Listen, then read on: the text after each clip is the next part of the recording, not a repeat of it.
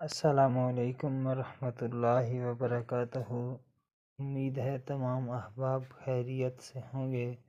سوال پوچھا گیا ہے، اگر کسی کی عشاء کی نماز نکل گئی، جماعت سے رہ گیا، تو کیا وہ وتر جماعت سے ادا کر سکتا ہے؟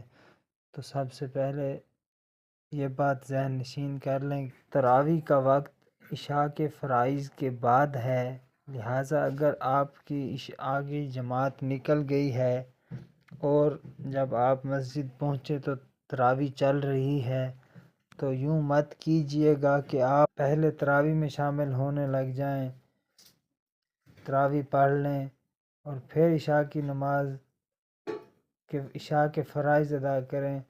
تو اس طرح آپ نے جو تراویح کی جماعت کے ساتھ نماز پڑھی ہے وہ نفل ہو جائے گی، آپ کی تراویح ادا نہیں ہوئی۔ تو یہ اس طرح کرنا ہوگا کہ پہلے آپ عشاء کے فرائض ادا کریں اور اس کے بعد آپ تراویح میں شامل ہو جائیں، جو تراویح باقی ہے وہ جماعت کے ساتھ ادا کر لیں، اور اب جو آپ کی تراویح رہتی ہے وتر سے پہلے بھی ادا کر سکتے ہیں اور وتر کے بعد بھی ادا کر سکتے ہیں۔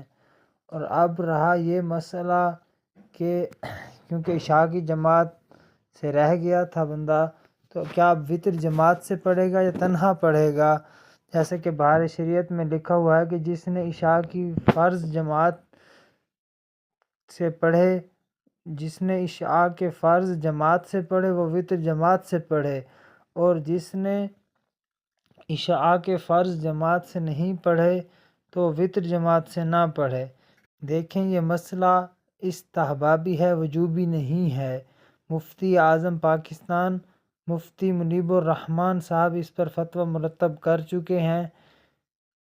اولیٰ اور افضل یہی ہے کہ جس نے عشاء جماعت سے نہیں پڑھی وہ بھی وتر جماعت سے ادا کر سکتا ہے۔ خلاصہ کلام یہ ہے کہ اگر آپ کی عشاء جماعت سے آپ نے نہیں پڑھے، آپ نے عشاء کے فرائض جماعت سے نہیں پڑھے، تو جماعت کی موافقت حاصل کرنے کے لیے آپ وتر جماعت سے ادا کر سکتے ہیں، اور اس کے بعد اپنی تراویح جو رہ گئی تھی وہ آپ پڑھ